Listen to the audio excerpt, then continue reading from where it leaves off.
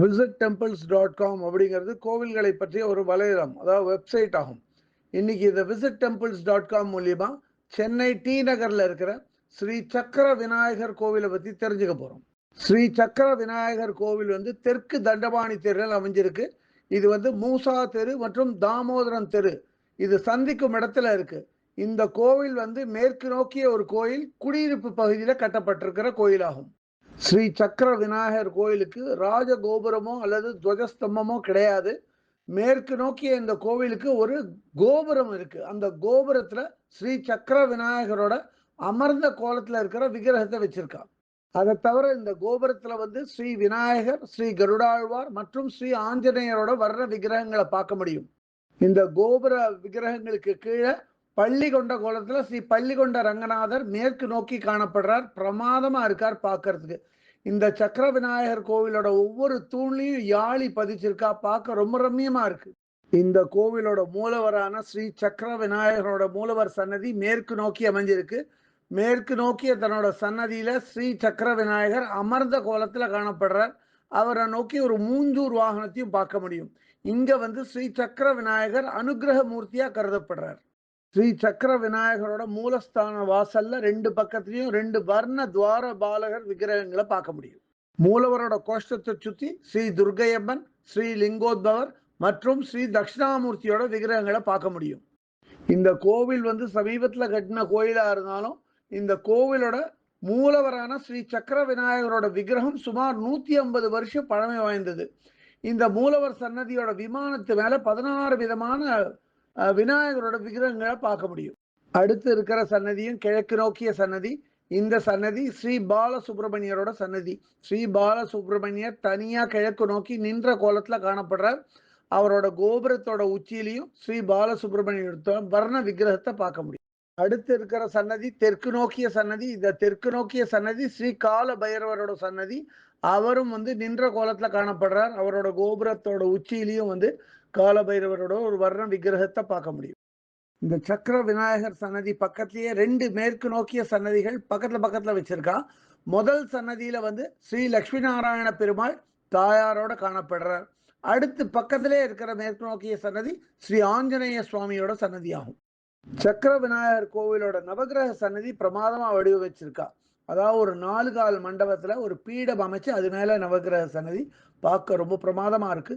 நவகிரக சன்னதிக்கு எதிரிலேயே கோவில் செவுத்துல ஸ்ரீ சிவன், ஸ்ரீ மகாவிஷ்ணு, ஸ்ரீ பிரம்மா, ஸ்ரீ கருடாழ்வார் மற்றும் ஸ்ரீ நந்திய பெருமான் இவரோட வர்ண விக்கிரகங்களை அப்படியே செவுத்துல பதிச்ச மாதிரி அமைச்சிருக்கா.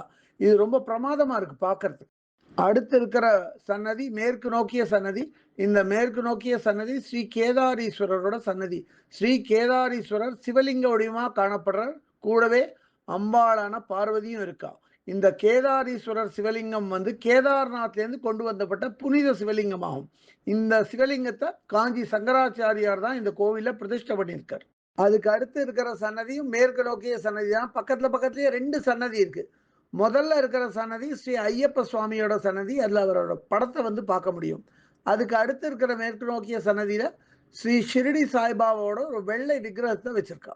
அதே மாதிரி கோவிலோட உற்சவமூர்த்தி விக்கிரகங்கள் எல்லாத்தையும் வந்து மேற்கு நோக்கிய ஒரு சன்னதியில வச்சிருக்கா. ஸ்ரீ சக்கர விநாயகர் கோவிலோட ஒரு பகுதியில வந்து வடக்கு நோக்கிய ஒரு மேடை பார்க்க முடியும். இந்த மேடை வந்து எப்படின்னா கோவிலோட சுப நிகழ்ச்சிகள்ல இந்த மேடையில வந்து நடத்தலாம். இதை உட்காந்து பார்க்கறதுக்கு பக்தர்களுக்கு வசதியா இருக்கு. அவ்வளவு இடமும் இருக்கு. இந்த கோவிலோட மேடை பக்கத்துல இருக்கிற விக்கிரகங்கள் வர்ண விக்கிரகங்கள்ல சிவன் திருக்கல்யாணத்தை பார்க்க முடியும். இங்க சிவன், பார்வதி, மகாவிஷ்ணு, பிரம்மா இவரோட விக்கிரகங்களை வந்து அமைச்சிருக்கா.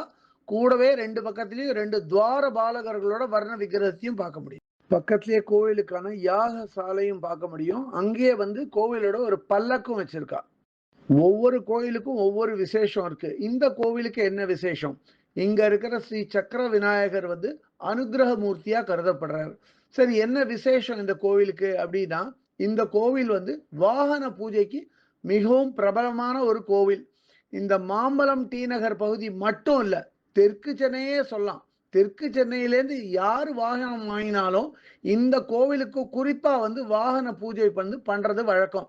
இதுக்கு வசதியா கோவில் வாசல்லையே ஒரு சின்ன பூக்கடையும் இருக்கு. அடுத்து இந்த கோவில்ல வந்து ஸ்ரீ ரவிசங்கர குருக்களை பத்தி குறிப்பிட்டாகணும். ஸ்ரீ ரவிசங்கர குருக்கள் இந்த கோவில்ல ரொம்ப சிரத்தை எடுத்துன்னு பூஜை பண்றவர். நம்ம வந்து visitTemples.com வெப்சைட்காக இந்த கோவிலுக்கு போன போது நம்மளுக்கு கோவிலோட சிறப்பு அம்சங்கள் எல்லாம் எடுத்து கூறி இந்த கோயிலை நம்மளுக்கு சுத்தி காட்டின ஸ்ரீ ரவிசங்கர் குருக்களுக்கு நம்முடைய நன்றி கலந்த வணக்கங்கள். ஸ்ரீ ரவிசங்கர குருக்களோட ஃபோன் நம்பர் 6369853390. இந்த கோயிலை பற்றிய இதர விவரங்கள் வேணும் அப்படின்னா www.visitTemples.com அப்படிங்கிற வெப்சைட்டுக்கு போயிட்டு இந்த கோயிலை பற்றிய எல்லா விவரங்களையும் ஆங்கிலத்தில் வந்து படிக்கலாம்.